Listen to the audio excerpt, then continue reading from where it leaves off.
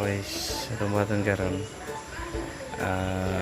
Tungayo ko niya akong laptop kay dali ra mo init dayon maglag na sad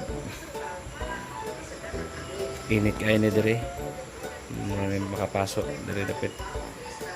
So sigurado ang problema ni thermal paste na nag-dry na nasa ilaw. So atong tools mo ni duha kaya kani.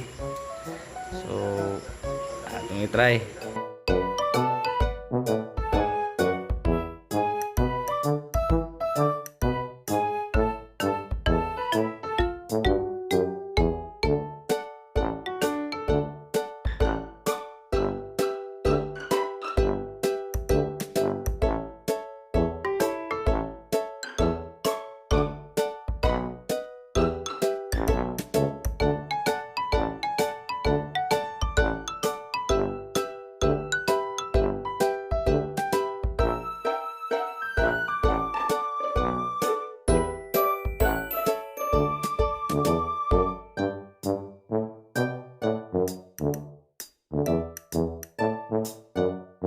Mga guys, ini makita o gana kayo ang thermal paste.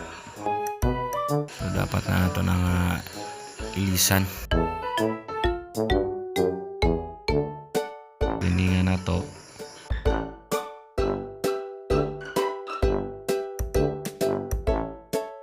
Dayon butangan na to ubag ang thermal paste. Yan.